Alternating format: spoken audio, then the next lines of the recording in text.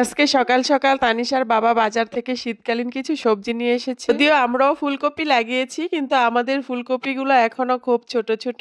এই বছর অতিরিক্ত বৃষ্টির কারণে কিন্তু অনেক অনেক সবজি নষ্ট হয়েছে। যদিও কখনো সবজি কিনে খাই না, কিন্তু এবার ঠিকই কিনতে হলো। তানিশা গাজর খেতে অনেক বেশি পছন্দ করে, সেজন্য বেশি বেশি করে গাজর আনা হয় বাড়িতে। আর বেগুন ভাজিও কিন্তু তানিশার ভীষণ প্রিয়। এদিকে আমি মুরগিকে খাবার দিচ্ছিলাম, সেজন্য তানিশা এই সবজিগুলো নামিয়ে নিচ্ছিল। আর শীতকাল মানেই তো একঝাঁক সবজির মেলা, তাই না? শীতকালের পরিপূর্ণতা শুধু সবজিতেই ফুটে। মাশাআল্লাহ। এখন তো সকাল 7টা বাজে, আর আজকে কুয়াশাটা একটু কম করেছে। আমি সকাল সকাল চলে আসলাম দুধ নেওয়ার জন্য। আর আমরা তো গ্রামে থাকি, আমাদের গ্রামে প্রচুর পরিমাণে দেশি গরুর দুধ পাওয়া যায়। আমার এক প্রতিবেশী জায়ের কাছ থেকে আমি 3 কেজি দুধ নিয়ে আসলাম। আর দুধগুলো এখন আমি ছেঁকে ভালো করে জাল করে নিচ্ছি, কারণ কাঁচা দুধ ফ্রিজে রাখলে অনেক সময় দুধটা নষ্ট হয়ে যেতে পারে। সেজন্য আমি সবসময় জাল করে দুধ রাখি। আর এইদিকে তাসফিক আর তানিশা মিলে ছাদ বাগানে চলে এসেছে। আজকে বাড়ির যত ছেঁড়া জামা কাপড় আছে সবকিছু পরে তাসফিক তানিশা মাটির কাজ করবে। আমরাও ছোটবেলায় যখন কাদামাটির কাজ করতাম, তখন পুরোনো জামা কাপড় বের করে পরে নিতাম।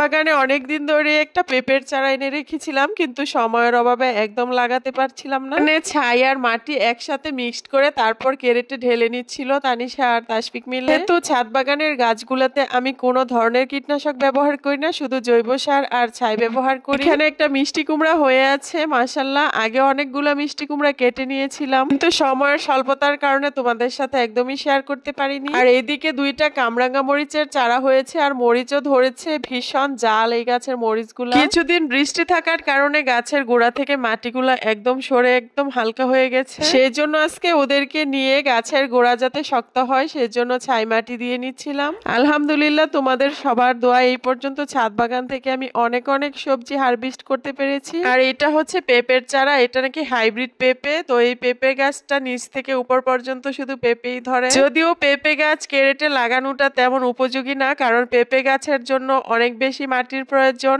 আর জায়গাটাও খোলামেলা হতে হয়। অনেকে দেখেছি পেঁপে গাছ কেরেটে লাগিয়েছে, সেই জন্য আমিও একটা লাগিয়ে দিলাম, দেখি কেমন হয়। মাশাআল্লাহ, তোমাদের দোয়ায় ছাদ বাগানে যা যা লাগিয়েছি সবকিছু থেকে আমি সবজি ফল সংগ্রহ করতে পেরেছি। এইদিকে ওই দিন যে গাছ থেকে জলপাই পেরেছিলাম, তার কিছু কিছু ডাল ভেঙে পড়েছিল, আর ওই ডালে পাকা পাকা জলপাই পারছে তানিশা। ওরা যেহেতু অনেকক্ষণ ধরে কাজ করে ক্লান্ত হয়ে গেছে, সেজন্য ভাবছি একটু ঝাল ঝাল জলপাইয়ের ভর্তা খাবে। আর জলপাইগুলোও মাশাআল্লাহ এত সুন্দরভাবে পেকেছে, হাত দিয়ে ধরার সাথে সাথেই ভেঙে যাচ্ছিল।